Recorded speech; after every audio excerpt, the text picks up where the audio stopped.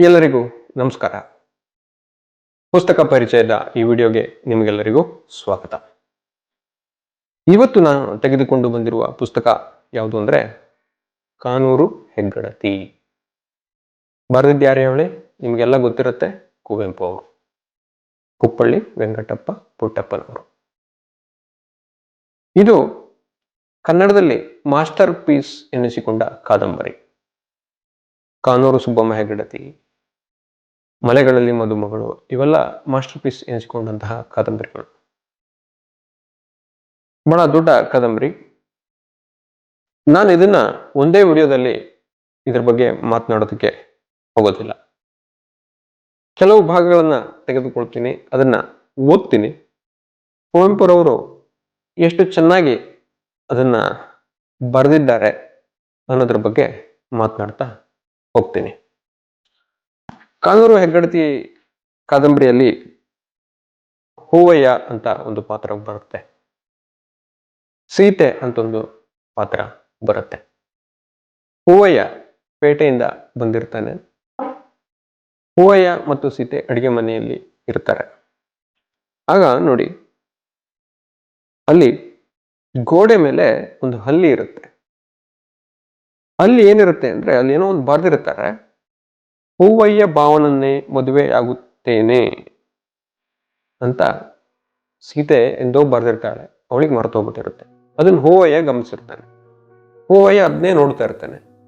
ಸೀತೆಗೆ ಅಲ್ಲಿ ಹಲ್ಲಿ ನೋಡ್ತಾ ಇದ್ದಾರೆ ಅಂತ ಅನ್ಸುತ್ತೆ. ಆದ್ರೆ ಇವರು ಅದನ್ನ ನೋಡ್ತಾ ಇರ್ತಾರೆ. ಹೂವಯ್ಯನಿಗಿದ್ದ ಸಂದೇಹ ಸಂಕೋಚಗಳು ತೊಲಗಿ ಹೋಗಿ ಅವನ ಆಸೆಗೊಂದು ಊರೆಗೋಲು ಸಿಕ್ಕಂತಾಯಿತು. ಭಾವಗೋಪನ ಮಾಡಿ ಮತ್ತೆ 2 ತುತ್ತು ಉಂಡು ಸೀತೆಯ ಕಡೆ ನೋಡಿದನು. ಹಣತೆಯ ಮಂದ ಕಾಂತಿಯಲ್ಲಿ ಅವಳು ಸ್ವಪ್ನ ಸುಂದರಿಯಂತೆ ನಿಂತಿದ್ದಳು. ಆ ಅಸ್ಪಷ್ಟತೆಯೇ ಅವಳ ಸೌಂದರ್ಯವನ್ನು ದ್ವಿಗುಣಿತ ಮೋಹಕವಾಗಿ ಮಾಡಿತ್ತು. ವಸಂತ ಕಾಲದ ಸಂಧ್ಯಾ ನಿಶೆಯಲ್ಲಿ ಮರುದಿನ ಅರಳಲಿರುವ ಗುಲಾಬಿಯ ಮುದ್ದು ಮೊಗ್ಗಿನಂತೆ. ಅದರಲ್ಲಿಯೂ ಹಲ್ಲಿಯ ಕೃಪೆಯಿಂದ ಗೋಡೆಯ ಮೇಲೆ ಅವನೋದಿದ ಲಿಪಿ ಹೃದಯದಲ್ಲಿ ಅದುವರೆಗೂ ಗುಪ್ತವಾಗಿ ಅಸ್ಪಷ್ಟವಾಗಿ ಸುಪ್ತಾವಸ್ಥೆಯಲ್ಲಿದ್ದ ಆಸೆಯೊಂದನ್ನು ವ್ಯಕ್ತ ಸ್ಪಷ್ಟವನ್ನಾಗಿ ಮಾಡಿದ್ದುದರಿಂದ ಹೂವಯ್ಯನ ಕಣ್ಣಿಗೆ ಸೀತೆ ಕಾಮನ ಬಿಲ್ಲಿನಂತೆ ಪ್ರೇಮ ಸೌಂದರ್ಯಗಳ ಸುಮಧುರ ಮೂರ್ತಿಯಾಗಿ ಕಾಣಿಸಿಕೊಂಡಳು. ಅವನ ಕಣ್ಣಿಗೊಂದು ಹೊಸ ಬೆಳಕು ಬಂದಿತ್ತು. ಅವನ ಎದೆಯಲ್ಲಿ ಒಂದು ಹೊಸ ಆಸೆ ಪ್ರಬಲವಾಗಿ ಮೂಡಿತ್ತು. ಗೋಡೆಯ ಲಿಪಿಯನ್ನು ಓದುವ ಮೊದಲಿದ್ದ ಔದಾಸೀನ್ಯಪ್ರಾಯವಾದ ಭಾವ ಮಾದು ಹೋಗಿ ಉತ್ಕಂಠಿತ ತಲೆದೋರಿತು. ಹೂವಯ್ಯ ತನ್ನ ಅಂತಃಕರಣದ ನಿಗೂಢ ಗಹ್ವರದಲ್ಲಿ ತನಗೆ ತಾನೇ ತಿಳಿಯದಂತೆ ಸೀತೆ ಯಾವುದೋ ಒಂದು ಅಭೇದ್ಯವಾದ ಬಾಧ್ಯತೆಯಿಂದ ತನ್ನವಳಾಗಿದ್ದಂತೆ ಭಾವಿಸಿದನು. ಅವನಿಗೆ ಗೋಡೆಯ ಬರವಣಿಗೆ ಸೀತೆಯದು ಎನ್ನುವುದಕ್ಕಿಂತಲೂ ವಿಧಿಯ ಲಲಾಟ ಲಿಖಿತವೆಂಬಂತೆ ಭಾಸವಾಯಿತು. ಅವನ ಭಾಗಕ್ಕೆ ಹೂವಯ್ಯ ಭಾವನನ್ನೇ ಮದುವೆಯಾಗುತ್ತೇನೆ ಎಂಬ ಬರಹ ಒಂದು ಮಹಾರಹಸ್ಯವೂ ಶಕ್ತಿಪೂರ್ಣವೂ ಆದ ಪ್ರೇಮ ಮಂತ್ರವಾಗಿ ಪರಿಣಮಿಸಿತ್ತು. ಅವನ ಕಣ್ಣು ಮತ್ತೆ ಮತ್ತೆ ಗೋಡೆಯ ಕಡೆಗೆ ಹೋಗುತ್ತಿತ್ತು. ಗೋಡೆಯ ಲಿಪಿಯು ಸೀತೆಯಷ್ಟೇ ಸಮ್ಮೋಹಕವಾಗಿತ್ತು. ಸ್ವಲ್ಪ ಹೊತ್ತಿಗೆ ಮುಂಚೆ ಕೇವಲ ಜಡ ಮಾತ್ರವಾಗಿದ್ದ ಆ ಗೋಡೆ ಈಗ ಘನ ಚೈತನ್ಯವಾಗಿತ್ತು. ಮೊದಲು ಪ್ರಾಣಿ ಮಾತ್ರವಾಗಿದ್ದ ಆ ಹಲ್ಲಿ ಈಗ ಒಂದು ಮಹಾ ಶುಭ ಶಕುನದಂತೆ ಪವಿತ್ರವಾಗಿತ್ತು, ಆಶಾಸೂಚಕವಾಗಿತ್ತು, ಪ್ರೀತಿ ಪಾತ್ರವಾಗಿತ್ತು. ತತ್ಕಾಲದಲ್ಲಿ ಅವನಿಗೆ ತನ್ನ ಬೆನ್ನಿನ ಯಾತನೆಯೂ ಕೂಡ ಮರೆತು ಹೋಗಿತ್ತು. ಸೀತೆ, ಸ್ವಲ್ಪ ನೀರು ಕೊಡು. ಇದು ಆ ಸಂದರ್ಭವನ್ನು ಎಷ್ಟು ಚೆನ್ನಾಗಿ ವಿವರಿಸ್ತಾರೆ ಅಂತ ನೋಡಿ. ಆ ಮಂದ ಬೆಳಕಿನಲ್ಲಿ ಅವಳು ಅಸ್ಪಷ್ಟವಾಗಿ ಕಾಣಿಸ್ಕೋತಾ ಇರಲಿಲ್ಲ. ಆಗ ಅವಳ ಸೌಂದರ್ಯ ದ್ವಿಗುಣಿತ ಆಗಿತ್ತು ಅಂತ ಎಷ್ಟು ಚೆನ್ನಾಗಿ ಬರೀತಾರೆ ನೋಡಿ. ಸೀತೆ, ಸ್ವಲ್ಪ ನೀರು ಕೊಡು ಅಂತ ಇವರು ಕರೀತಾರೆ. ಹೂವಯ್ಯ ಪ್ರಯಾಸ ಉದ್ವೇಗ ಸಂಭ್ರಮಗಳಿಂದ ನೀರು ಕೇಳಿ ತಮ್ಮಿಬ್ಬರ ನಡುವೆ ಇದ್ದ ಮೌನ ಪಾತಾಳಕ್ಕೊಂದು ಸೇತುವೆ ಬೀಸಿದನು. ತಮ್ಮಿಬ್ಬರ ನಡುವೆ ಇದ್ದ ಮೌನ ಪಾತಾಳಕ್ಕೊಂದು ಸೇತುವೆ ಬೀಸಿದನು ಅಂದ್ರೆ ಮೊದಲು ಮಾತು ಆಡದ ಮೌನವಾಗಿದ್ದವರು ಮಾತಿನಿಂದ ಪ್ರಾರಂಭಿಸಿದ್ರು ಅಂತ ಎಷ್ಟು ಚೆನ್ನಾಗಿ ಹೇಳಿದ್ದಾರೆ. ಅಥವಾ ಅವರಿಬ್ಬರ ಪ್ರೇಮ ಪ್ರವಾಹಗಳಿಗೆ ಮಧ್ಯೆ ತಡೆ ಹಾಕಿ ನಿಂತಿದ್ದ ಆಣೆಕಟ್ಟಿನಲ್ಲಿ ಒಂದು ಬಿರುಕು ಮಾಡಿದನು. ಇದು ಅರ್ಥ ಆಯ್ತಾ ನಿಮಗೆ? ಅಥವಾ ಅವರಿಬ್ಬರ ಪ್ರೇಮ ಪ್ರವಾಹಗಳಿಗೆ ಮಧ್ಯೆ ತಡೆ ಹಾಕಿ ನಿಂತಿದ್ದ ಆಣೆಕಟ್ಟಿನಲ್ಲಿ ಒಂದು ಬಿರುಕು ಮಾಡಿದನು. ಅಂದ್ರೆ ಪ್ರೇಮ ಪ್ರವಾಹದ ನೀರು ಅಂತ ಅನ್ಕೊಳ್ಳಿ. ಇದೊಂದು ಅಣೆಕಟ್ಟು, ಈ ಕಡೆ ನೀರೊಂದಿದೆ, ಈ ಕಡೆ ನೀರು ಬರ್ತಾ ಇದೆ. ಅಲ್ಲೊಂದು ಬಿರುಕು ಮಾಡ್ದ ಇವನು. ಅಂದ್ರೆ ಸಣ್ಣದಾಗಿ ಮಾತನ್ನು ಪ್ರಾರಂಭಿಸಿದ, ಅಥವಾ ಸಣ್ಣದಾಗಿ ಪ್ರೇಮದ ಒಂದು ಸಂದೇಶ ಅಥವಾ ಭಾವನೆ ಆ ಕಡೆ ಹೋಗೋದಕ್ಕೆ ಪ್ರಾರಂಭ ಆಯಿತು ಅಂತ. ಅದನ್ನು ಎಷ್ಟು ಚೆನ್ನಾಗಿ ಬರೀತಾರೆ. ಒಂದು ನಿಮಿಷದ ಹಿಂದೆ ದುರ್ಭೇದ್ಯ ಭಯಂಕರವಾಗಿ ನಿಂತಿದ್ದ ಕಲ್ಲುಕಟ್ಟೆ ಸ್ವಲ್ಪ ಬಿರುಕು ಬಿಡುವುದೇ ತಡ. ಕೊಚ್ಚಿ ಕೊಚ್ಚಿ ತೇಲಿ ಹೋಯಿತು. ಅದು ಅಲ್ಲಿತ್ತು ಎಂಬುದಕ್ಕೆ ಕುರುಹು ಕೂಡ ಇಲ್ಲದಂತಾಯಿತು. ಕಟ್ಟೆ ದುರ್ಬಲವಾಗಿತ್ತು ಎಂದಲ್ಲ, ಪ್ರವಾಹಗಳ ಶಕ್ತಿ ವೇಗಗಳು ಅಷ್ಟು ಪ್ರಬಲವಾಗಿದ್ದವು. ಆ ಅಣೆಕಟ್ಟೆ ಅಷ್ಟು ದುರ್ಬಲವಾಗಿತ್ತು ಅಂತಲ್ಲ, ಅಲ್ಲಿಂದ ನೀರಿನ ಫೋರ್ಸ್ ಅಷ್ಟಿತ್ತು, ಅದು ಹಂಗೆ ಹೊಡ್ಕೊಂಡು ಹೋಯಿತು ಅಂತ. ಅದನ್ನು ಕಂಡು ಸೀತೆ ಹೂವಯ್ಯರಿಬ್ಬರಿಗೂ ಆಶ್ಚರ್ಯವಾಯಿತು. ಆಗ ಅವರಿಗೆ ಅಂತರವಲೋಕನ ಶಕ್ತಿ ಇದ್ದಿದ್ದರೆ ಅದು ಅಷ್ಟು ಆಶ್ಚರ್ಯಕರವಾಗಿ ಕಾಣುತ್ತಿರಲಿಲ್ಲ. ಅವರಿಬ್ಬರ ಪ್ರಣಯ ಲಹರಿಗಳು ಕಟ್ಟೆ ಬಿರುಕು ಬಿಡುವುದನ್ನೇ ಕಾಯುತ್ತಿದ್ದವು. ಬಿರುಕು ಬಿಟ್ಟೊಡನೆಯೇ ಕೃತಕ ನಿರ್ಮಿತವಾಗಿದ್ದ ಸಂಕೋಚದ ಕಟ್ಟೆ ಕೊಚ್ಚಿ ಹೋಗಿ ಲಹರಿಗಳೊಂದಾದವು. ಸೀತೆಯ ಸ್ಥಿತಿಯು ಮತ್ತೆ ಕರೆದರೆ ಬತ್ತೀನಿ ಎಂದು ಅಡುಗೆ ಮನೆಯಲ್ಲಿ ಗೋಗರಿಯುತ್ತಿದ್ದ ಲಕ್ಷ್ಮಿಯ ಸ್ಥಿತಿಯೇ ಆಗಿತ್ತು. ಭಾವನು ನೀರು ಕೇಳಿದೊಡನೆ ಹಿಂದಿದ್ದ ನಾಚಿಕೆ ಸಂಕೋಚಗಳನ್ನೆಲ್ಲ ವಿಸ್ಮೃತಿಯ ಅಥಲ ಜಲದಲ್ಲಿ ಅದ್ದಿ ತೇಲಿಕೊಟ್ಟು ಸಂಭ್ರಮ ಸಾದರಗಳಿಂದ ಹೂವಯ್ಯನ ಬಳಿಗೆ ಬಂದು ಅತ್ಯಂತ ವಿನಯಪೂರ್ವಕವಾದ ಅವ್ಯಕ್ತ ಕೋಮಲ ಶೃಂಗಾರ ಭಾವದಿಂದ ಅವನ ಕಡೆ ನೋಡುತ್ತಾ ಕೈ ತೊಳೆಯಕೇನು ಎಂದಳು. ಕೈ ತೊಳೆಯಕೇನು ಅಂತ ಕೇಳ್ತಾರೆ. ಅಲ್ಲ, ಕುಡಿಯೋದಕ್ಕೆ ಎಂದು ಹೂವಯ್ಯ ಮುಗುಳನೆಗೆ ಮುಗನಾಗಿ ಆಕೆಯ ಸ್ನಿಗ್ಧ ಮಧುರ ಸಜಲ ನಯನಗಳನ್ನು ನಿಟ್ಟುಸಿದನು. ಅವಳ ಕಣ್ಣು, ಕರುಳು, ಕದಪು, ಕೆನ್ನೆ, ಕಿವಿ, ಕೊರಳು, ಕೈ ಒಂದೊಂದು ಅವನಿಗೆ ದೈವಿಕ ಪವಾಡವಾಗಿ ತೋರಿದವು. ಅಂತೂ ಅವಳು ಹಿಂದಿನ ಸೀತೆ ಆಗಿರಲಿಲ್ಲ. ಹಿಂದೆ ಸಾಧಾರಣವಾಗಿದ್ದುದು ಒಲ್ಮೆಯ ಮಹಿಮೆಯಿಂದ ಇಂದು ಅಸಾಧಾರಣವಾಗಿತ್ತು. ನೀರು ಯಾಕೆ ಕುಡಿತೀರಿ? ಹಾಲಿದೆ. ಸೀತೆಯ ವಾಣಿ ಕಾಮಳ್ಳಿಯ ಕಂಠದಂತೆ ಮನಮೋಹಕವಾಗಿತ್ತು. ಅವಳು ಭಾವನ ಮಾರುತ್ತರಕ್ಕೆ ಕಾಯಲೇ ಇಲ್ಲ. ಪಕ್ಕದಲ್ಲಿದ್ದ ಒಂದು ಪಾತ್ರೆಯಿಂದ ಲೋಟಕ್ಕೆ ಬೆಳ್ಳಗಿದ್ದ ಬೆಚ್ಚನೆಯ ಹಾಲನ್ನು ಹೊಯ್ದು ಹೂವಯ್ಯನಿಗೆ ನೀಡಿದಳು, ತನ್ನ ಪ್ರೇಮಾಮೃತವನ್ನು ತನ್ನ ಇನಿನಿಗೆ ನೀಡುವಂತೆ. ಹೂವಯ್ಯನು ಕೈ ನೀಡಿ ಅದನ್ನು ಕೋಮಲವಾಗಿ ತೆಗೆದುಕೊಂಡು ಹೊಟ್ಟೆ ತುಂಬಿದ್ದರೂ ಹೂವಿನ ಸೌಂದರ್ಯಕ್ಕಾಗಿಯೇ ಅದರ ಮಕರಂದ ಪಾನ ಮಾಡುವ ದುಂಬಿಯಂತೆ ಕುಡಿಯತೊಡಗಿದನು. ಕುಡಿಯುತ್ತಿದ್ದರೂ ಮೊಗವೆತ್ತದೆ ಕಣ್ಣೆತ್ತಿ ಸೀತೆಯ ಕಡೆ ನೋಡಿದನು. ಇದು ನೋಡಿ, ಕುಡಿಯುತ್ತಿದ್ದರೂ ಮೊಗವೆತ್ತದೆ, ಮುಖ ಎತ್ತದೆ, ಕಣ್ಣೆತ್ತಿ ಸೀತೆಯ ಕಡೆ ನೋಡಿದನು. ಅಂದ್ರೆ ಹೆಂಗೆ ಹೇಳಿ, ಹಿಂಗೆ ಕುಡಿತಾ ಇರ್ತಾರೆ, ಕಣ್ಣು ಹಿಂಗೆ ಮೇಲ್ ಮಾಡ್ತಾನೆ ಅಂತ ಬರ್ತಾರೆ. ಅವಳು ಅವನನ್ನೇ ನೋಡುತ್ತಿದ್ದಳು. ಇಬ್ಬರ ಕಣ್ಣುಗಳು ಸಂಧಿಸಿ ಬರೆಯಲಾರದ, ಹೇಳಲಾರದ, ತಿಳಿಯಲಾರದ ಮಧುರ ಘಟನೆಗಳಾದವು. ಹೇಳಲಾಗದ, ಬರೆಯಲಾರದ, ತಿಳಿಯಲಾರದ ಮಧುರ ಘಟನೆಗಳಾದವು. ಒಲಿದೆರಡು ದೃಷ್ಟಿಗಳ ಸಂಗಮವು ತುಂಗಭದ್ರೆಯರ ಗಂಗೆ ಯಮುನೆಯರ ಸಂಗಮಕ್ಕಿಂತಲೂ ಪವಿತ್ರವಾದುದು, ಗೂಢವಾದುದು, ಮಹತ್ತಾದುದು. ಇಲ್ಲಿ ನೋಡಿ ಒಂದು ಪಾಯಿಂಟ್ ಹೇಳ್ತಾರೆ ಅವರು. ಅಂದ್ರೆ ಈ ಗಂಡು ಹೆಣ್ಣಿನ ಪ್ರೇಮ ಅತಿ ಪವಿತ್ರವಾದುದು ಅನ್ನೋದನ್ನ ತುಂಗಭದ್ರೆಯರ ಗಂಗೆ ಯಮುನೆಯರ ಸಂಗಮಕ್ಕಿಂತಲೂ ಪವಿತ್ರವಾದುದು.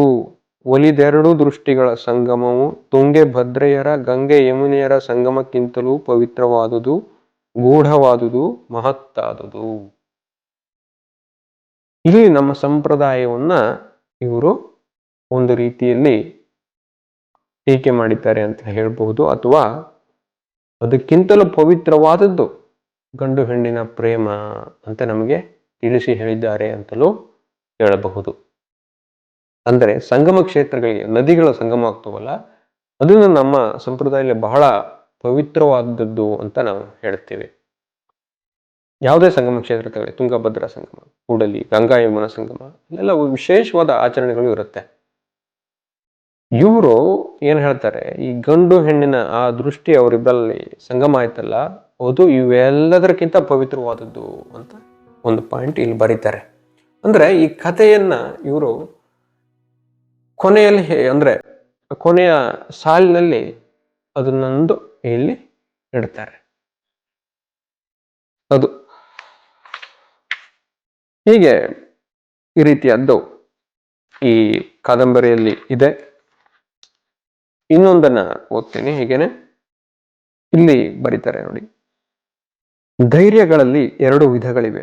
ಒಂದನೆಯದು ಮೃಗೀಯ ಮತ್ತು ತಾಮಸ, ಎರಡನೆಯದು ದೈವಿಕ ಮತ್ತು ಸಾತ್ವಿಕ. ತಾಮಸ ಧೈರ್ಯ ರಾಗ ಮೂಲವಾದುದು, ಕ್ಷಣಿಕ ಉದ್ರೇಕಗಳಿಂದ ಉದ್ದೀಪನವಾದುದು, ಅವಿವೇಕವಾದುದು. ಸಾತ್ವಿಕ ಧೈರ್ಯ ನೀತಿ ಮೂಲವಾದುದು.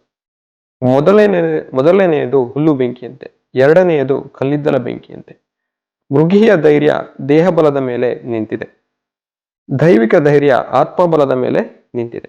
ಮೃಗೀಯ ಧೈರ್ಯ ತನಗಿಂತಲೂ ಬಲವತ್ತರವಾದ ಪ್ರತಿಭಟನೆಯಿಂದ ಕುಗ್ಗಿ ಹೋಗುತ್ತದೆ. ಸಾತ್ವಿಕ ಧೈರ್ಯ ಕಷ್ಟ, ಸಂಕಟ, ಪ್ರತಿಭಟನೆಗಳಿಂದ ಮತ್ತಿ ನಿಂತು ಹಿಗ್ಗಿ ಉಜ್ವಲವಾಗುತ್ತದೆ. ಮೊದಲನೆಯದಕ್ಕೆ ಮರಣ ಭಯವಿದೆ, ಎರಡನೆಯದಕ್ಕೆ ಅದಿಲ್ಲ. ಮೊದಲನೆಯದು ಕೇಡಿಯಾಗಿರುವ ಮಾರುವೇಷದ ಹೇಡಿತನ, ಎರಡನೆಯದು ಶಿಲುಬೆಗೇರುವ ಯೇಸು ಕ್ರಿಸ್ತನ ಅಪಾರ ಸಾಮರ್ಥ್ಯ. ತಾಮಸ ಧೈರ್ಯ ಉದ್ರೇಕ ಕೊನೆಗೊಂಡೊಡನೆಯೇ ತಲೆಬಾಗುತ್ತದೆ. ಅದರಿಂದಲೇ ಜಾಕಿ ಮೂಕನಾಯಿಯನ್ನು ಕೊಲೆಗೈದು ತನ್ನವರಿಂದಲೂ ತಿರಸ್ಕೃತನಾಗಿ ದೂರ ನಿಂತಿದ್ದು. ಅಲ್ಲಿ ಒಂದು ಕಥೆ ಅಲ್ಲಿ ಬರ್ತಕ್ಕಂಥ ಸನ್ನಿವೇಶಕ್ಕೆ ಅವ್ರು ಹೇಳಿದ್ರು ಈ ತಾಮಸ ಧೈರ್ಯ ಮತ್ತು ದೈವಿಕ ಅಥವಾ ಸಾತ್ವಿಕ ಧೈರ್ಯದ ಬಗ್ಗೆ ಹೇಳ್ತಾ ಹೋಗಿದ್ದು ಎಷ್ಟು ವಿವರವಾಗಿ ಚೆನ್ನಾಗಿ ಹೇಳ್ತಾರೆ ನೋಡಿ. ನಾವು ಪ್ರಾಮಾಣಿಕವಾಗಿ ನಮ್ಗೆ ಸಿಟ್ಟು ಬರ್ತದೆ ಅಥವಾ ನಾವು ಧೈರ್ಯದಿಂದ ಏನೋ ಕೆಲಸ ಮಾಡ್ತೀವಿ, ಅದರಲ್ಲಿ ಒಂದು ಪ್ರಾಮಾಣಿಕತೆ ಇದ್ರೆ ಅದು ಹೇಗೆ ಕೆಲಸ ಮಾಡ್ತದೆ, ಅದು ಯಾವ ರೀತಿಯದ್ದೋ, ಅಥವಾ ಕ್ಷಣಿಕವಾಗಿ ನಾವು ತಾಮಸ ಧೈರ್ಯವನ್ನು ಪಡಿತಕ್ಕಂಥದ್ದು ಅಥವಾ ಸಿಟ್ಟನ್ನ ಕ್ಷಣಿಕವಾಗಿ ಏನೋ ಮಾಡ್ಬಿಡ್ತಕ್ಕಂಥದ್ದು, ಅದಕ್ಕೂ ಇದಕ್ಕೂ ಏನು ವ್ಯತ್ಯಾಸ ಅನ್ನೋದನ್ನ ಇಲ್ಲಿ ವಿವರಿಸಿದ್ದಾರೆ. ಈ ರೀತಿಯಾಗಿ ಹಲವು ರೀತಿಯ ವಿವರಣೆಗಳು ಇದರಲ್ಲಿ ಬರುತ್ತೆ. ಇನ್ನೂ ಒಂದನ್ನ ನಾನು ನಿಮಗೆ ಹೇಳ್ತೇನೆ ನೋಡಿ.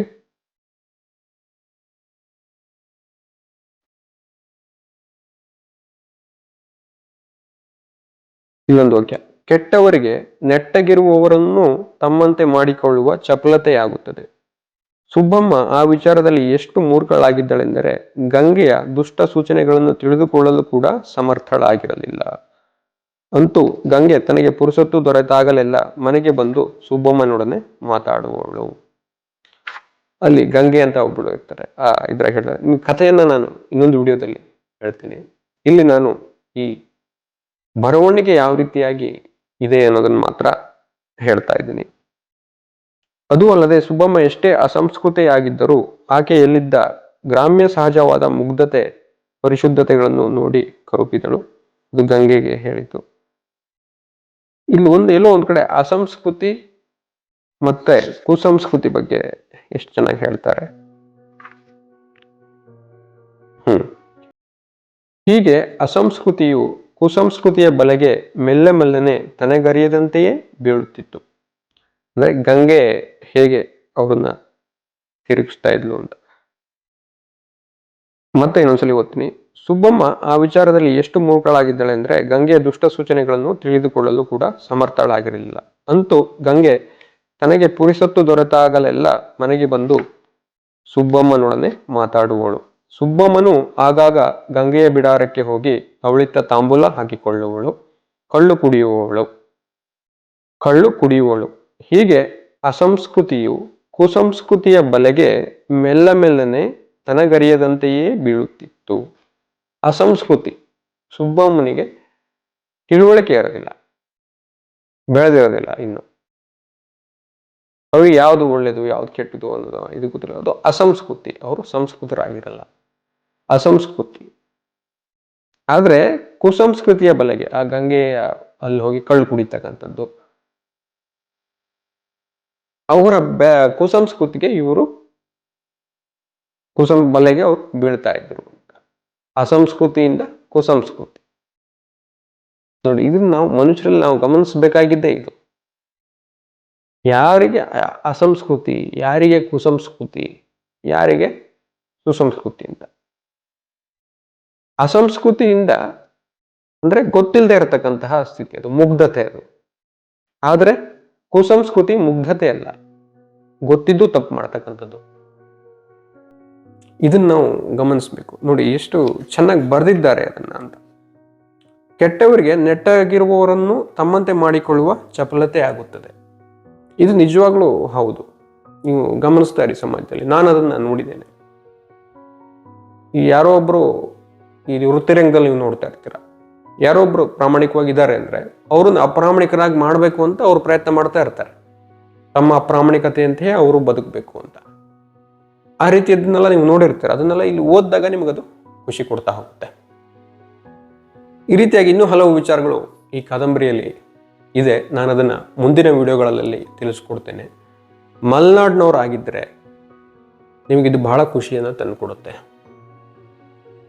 ಅದನ್ನ ನೀವು ಓದಬೇಕು. ಆಗ ಮಲೆನಾಡಿನವರಾದರೆ ನಿಮ್ಗೆ ಇಲ್ಲಿಯ ಡೀಟೇಲಿಂಗು, ಈಗ ರಾತ್ರಿ ಮೌನ ಹೇಗಿರುತ್ತೆ ಅಂತ ಅದನ್ನು ಭಾಳ ಚೆನ್ನಾಗಿ.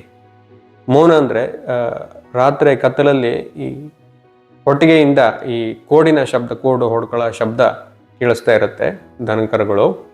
ಆದರೆ ಅದು ಆ ರಾತ್ರಿಯ ನಿಶಬ್ದತೆಯನ್ನು ಇದು ಮಾಡೋಷ್ಟು ಜಾಸ್ತಿ ಆಗಿರಲ್ಲ, ಅಂದರೆ ನಿಶಬ್ದತೆಯೇ ಜಾಸ್ತಿ ಇರುತ್ತೆ ಅನ್ನೋ ಅರ್ಥದಲ್ಲಿ ಏನೋ ಒಂದು ಬರೀತಾರೆ. ಆ ಲೈನನ್ನು ನಾನು ಮುಂದಿನ ವಿಡಿಯೋದಲ್ಲಿ ಎಲ್ಲಾದರೂ ಹೇಳೋದಕ್ಕೆ ಪ್ರಯತ್ನ ಪಡ್ತೀನಿ. ಈ ರೀತಿಯಾದ ಹಲವು ವಿವರಣೆಗಳು ಈ ಕಾದಂಬರಿಯಲ್ಲಿದೆ. ಮಲೆನಾಡಿನ ಹುಟ್ಟಿ ಬೆಳೆದವರಿಗೆ ಬಹಳ ಖುಷಿಯನ್ನು ಇದು ಕೊಡುತ್ತೆ ಅಂತ ನಾನು ಹೇಳ್ತೀನಿ. ಧನ್ಯವಾದಗಳು.